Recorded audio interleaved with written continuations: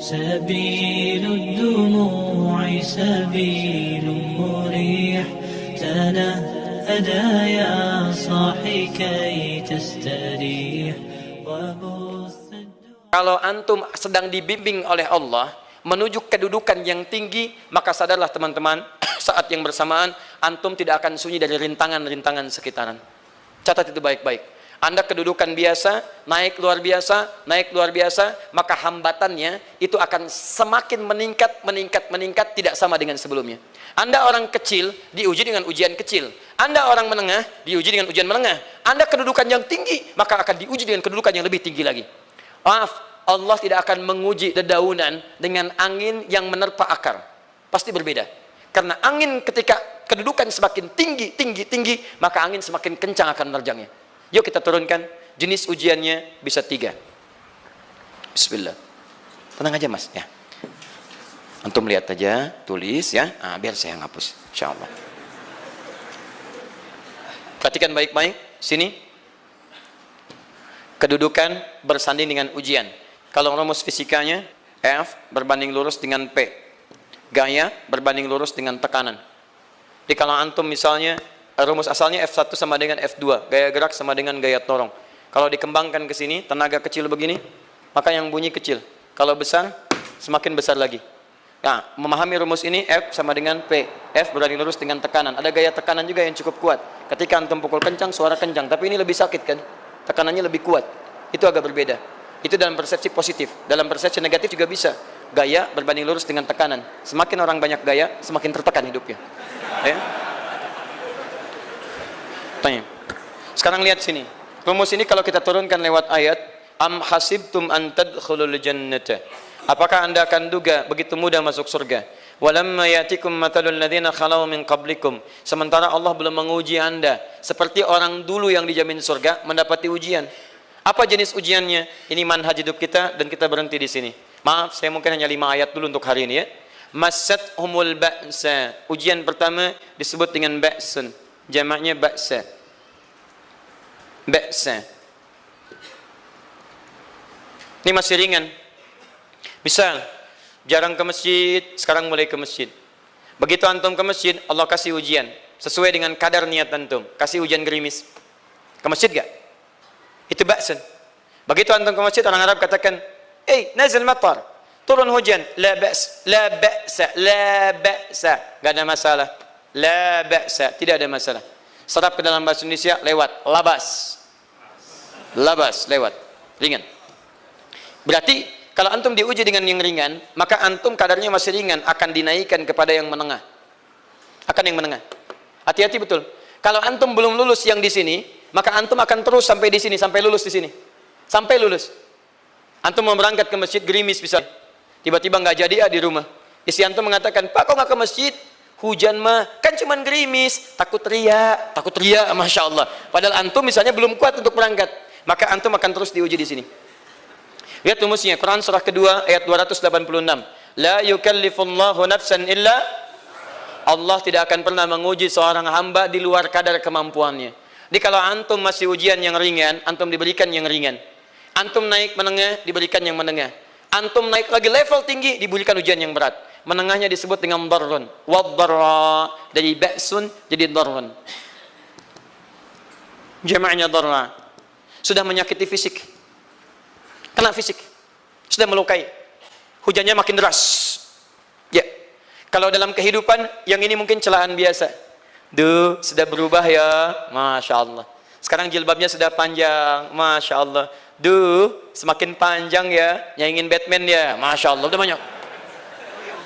Begitu sudah mulai pakai cadar, ninja. Oh, Masya Allah. Darra, sudah nggak enak ke fisik. Darrun.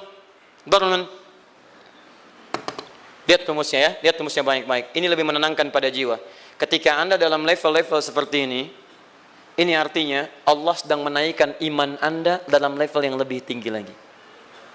Jadi ketika ada celaan menghunjam dalam lisan seseorang, sudah mulai menyakiti, itu sebetulnya pengakuan dari Allah lewat lisan orang itu, bahwa Anda sedang diangkat keimanan pada tingkat yang lebih tinggi.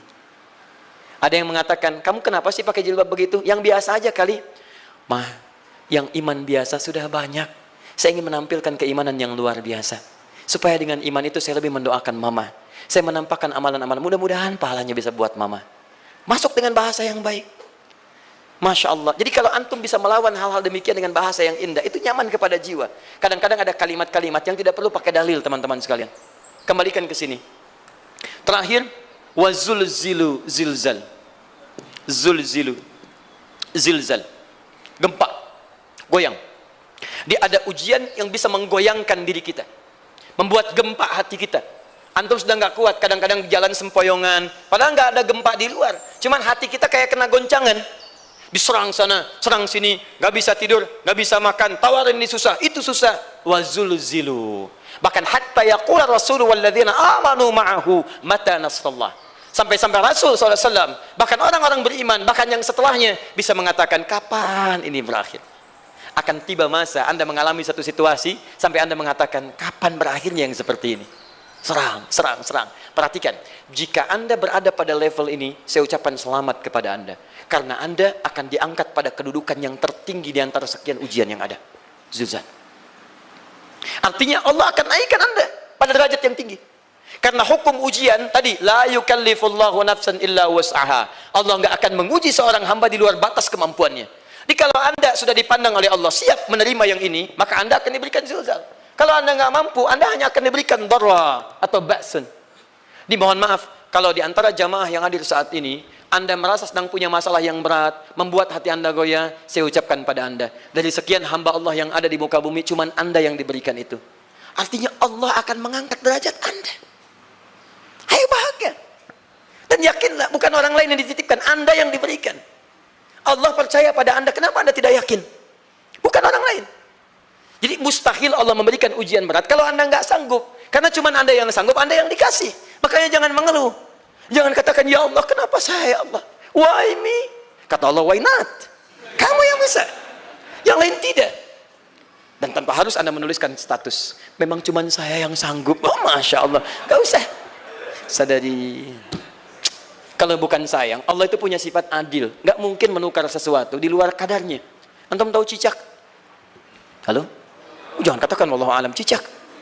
Cicak, baik. Bagaimana aktivitasnya? Merayap. Di mana? Dinding. Apa makanannya? Nyamuk. Nyamuk bagaimana aktivitasnya? Terbang. Pertanyaan saya, di mana keadilan Allah menjadikan makhluk yang merayap makanannya terbang? Kalau nyamuk masuk kategori pertama tadi, pintar dan tahu dirinya pintar, jadi mainan cicak. Cicak, ayo tangkap. Cicaknya cuma merayap, dianya terbang. Beruntungnya nggak ada nyamuk yang jenius. Tapi yang paling hebat, perhatikan bagaimana lisan orang tua kita menanamkan kalimat-kalimat untuk menanamkan tauhidullah subhanahu wa ta'ala. Cicak diam merayap. Perhatikan, yang Allah tuntut pada cicak, merayap kamu. Walaupun cuma diam-diam.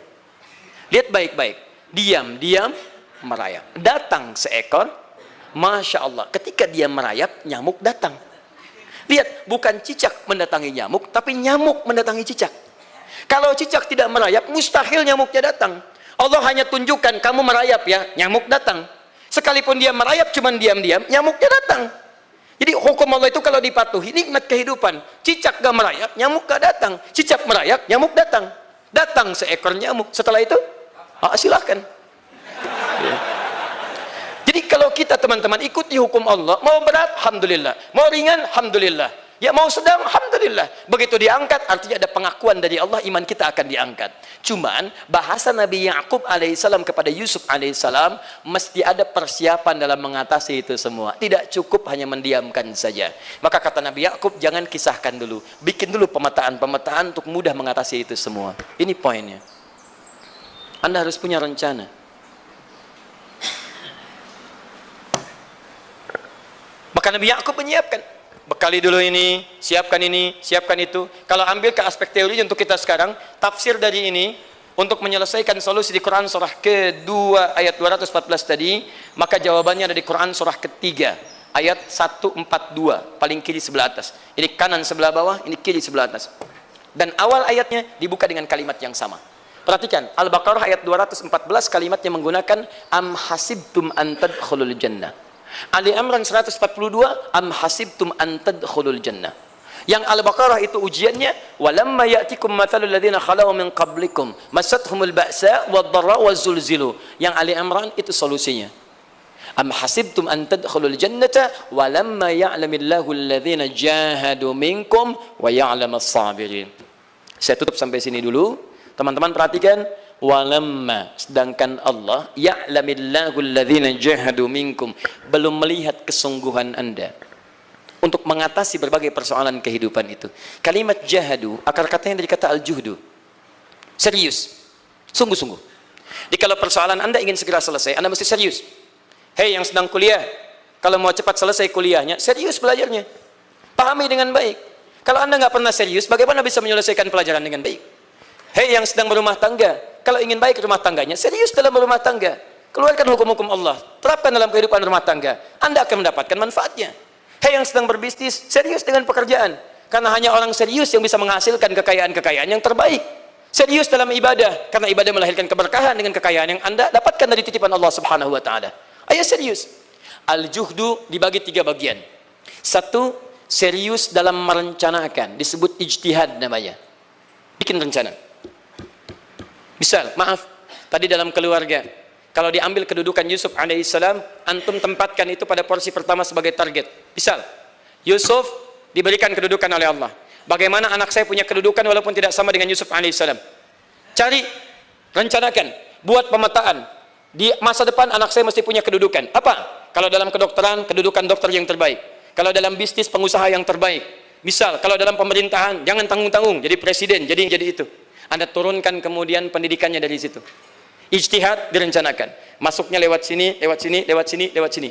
Seperti kemudian, maaf, Hannah dengan Imran rahimahumullah merencanakan hasil yang terbaik untuk Maryam, bahkan sejak dalam kandungan. Quran surah ketiga Ali Imran dari ayat 35 sampai 37, paling kiri pertengahan sampai bawah. Idz qalat imra'atu Imran rabbi inni nazartu, bahkan nazar. Nazartu ma fi batni muharrara, saya bernazar anak saya yang lahir ini akan punya kedudukan dekat dengan Allah Subhanahu wa taala. Di sejak bayi direncanakan. Mau jadi apa? Setelah itu apa? Jihad. Jihad itu kesungguhan dalam mempraktekkan, mengaktualisasikan konsep yang sudah dibuat. Jangan sampai cuma berdoa, tapi doanya tidak disandingkan dengan ikhtiar, nggak nyambung. Makanya ketika lahir ada jihad, jihad dengan doa. Falamma wada'at saqalat rabbi inni wada'tuha untha, ayat 36-nya. Wallahu a'lamu bima wada'at wa laysa dzakaru kal untha. Lihat, wa inni sammaituha Maryam wa inni u'idzuha bika wa dzurriyyataha minasyaitonir rajim. Doa. Setelah berdoa apa? Teruskan. Bagian akhirnya ayat 37-nya. Maaf teman-teman, tidak cukup dengan doa. Karena Maryam masih dekat dengan Allah, punya kedudukan, dia mesti dirawat oleh orang yang paling saleh. Cari Nabi Zakaria, orang saleh. Mesti merawat. Tempatnya mesti netral dari keburukan, bikin mihrab. Jadi tempat dibuatkan, orang soleh merawat, doa dipanjatkan, doa berbanding lurus dengan ikhtiar. Apa yang terjadi? Ayat 37-nya. Fataqabbalaha rabbuha biqabulin hasanin wa ambataha nabatan hasana. Maka Allah Subhanahu wa taala menerima usaha orang tua ini. Doanya diterima, ikhtiarnya diterima. Jadi kalau antum mengambil ayat tadi, diterapkan dalam kehidupan, rencanakan teman-teman sekalian. Anak mau sekolah di mana? Mau jadi apa? Turunkan ke bawahnya. Oh, dia mau jadi dokter, dokter yang hafal Quran, turunkan. Pendidikannya di sini, di sini, di sini, di sini sampai paling kecilnya. Siapa gurunya yang dekat dengan Allah? Sekolahnya yang menjauhkan dari hal-hal keburukan. Sampai satpamnya soleh, security-nya soleh, koperasinya orang-orang soleh, gurunya orang-orang soleh. Hadirkan. Kalau ikhtiarnya sudah nyambung dengan doa, maka fataqabbalallah, qabbalallah. Taqabbalaha rabbuha. Diterima Maryam, antum diterima. Di kadang-kadang yang nggak nyambung nih begini, doanya nggak nyambung dengan ikhtiar, itu masalahnya. Ya Allah mohon ya Rabb, jadikan anak saya rajin sholat, hafal Al-Quran, tapi ditempatkan di sekolah yang tidak pernah mengajarkan sholat, gak nyambung. Ditempatkan di tempat yang tidak pernah mengajarkan Quran, tidak nyambung. Gak ada kesamaan di situ. Maka Nabi Ya'qub alaihissalam memberikan gambaran kepada anaknya, nak, kamu akan punya kedudukan begini, hati-hati, setiap ada kedudukan akan ada rintangan, kamu harus punya rencana untuk merencanakan solusi-solusi terbaik untuk itu. Kemudian yang terakhir, ini yang paling hebat, mujahadah. Perjuangan melawan emosi. Karena tidak sedikit tantangan itu, maaf, yang berat itu bukan menghadapi fisiknya, tapi menghadapi diri kita sendiri. Mau ke masjid, malas, itu yang susah dihadapi dibandingkan dengan hujan. Hujan ada payung, malas mau pakai apa? Maaf, menurun, semangat turun, malas datang, kecewa datang, pesimis datang, lawan, namanya mujahadah. Gabungkan ketiganya, isi dengan sabar. Wa ya'lamas sabirin. Manhaj itulah yang diberikan kepada Yusuf, sehingga Yusuf nanti mengalami tahapan-tahapan kehidupan sampai dengan beliau mencapai puncak tertinggi, disebut kemudian menjadi Al-Aziz, dan disitulah kemudian terbukti mimpinya setelah 40 tahun atau 80 tahun disebutkan dalam satu riwayat, maka terbuktilah mimpi ini punya kedudukan, bapak ibunya beserta saudara-saudaranya sujud di hadapan Yusuf alaihissalam. Teman-teman, ini baru 5% dari pengajaran yang ada di surah Yusuf. Masih banyak hal yang lainnya. Bagaimana ketika mohon maaf bertemu dengan saudaranya. Saya kasih bocoran sedikit. 10 orang rapat di satu tempat untuk mencelakai Yusuf. Setelah mereka menyimpulkan bapaknya itu lebih perhatian kepada Yusuf. La Yusufu ahabbu ilaina. Yusuf itu lebih dicintai dibandingkan kita pada diri bapak kita. Bapak kita salah nih. Bapak kita salah. Masya Allah. Bapak kita sesat nih. Ya, inna abana la fi dhalalim mubin. Bapak kita sesat banget nih. Salah bapak nih. Ya harusnya kita yang dicintai, kita lebih kuat. Wa nahnu usbah, kita lebih hebat dibanding dia. Rapat teman-teman. Yang hebat begini, 10 orang rapat. Diajukan usulan untuk membunuh Yusuf. Saya mau tanya pada antum, kalau 10 orang rapat, 9 mengusulkan A, 1 mengusulkan B. Kira-kira yang diterima secara quorum 9 atau 1? 9. Ini bisa tertukar. Tertukar. Pembunuhan diusulkan, 9 orang condong. 1 orang mengusulkan, la taqtulu Yusuf, jangan bunuh Yusuf. Alqihi fi ghayabatil jubbi, yaltaqithu ba'du sayyarah. Cukup lemparkan dia ke tempat gelap.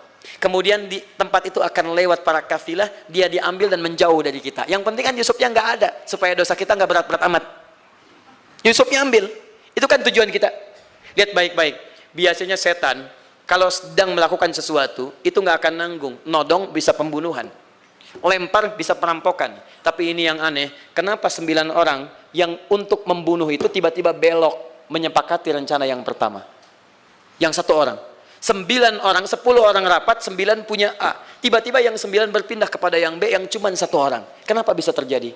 Ada rahasia di situ. Kapan rahasianya? Kapan-kapan kita bahas lagi.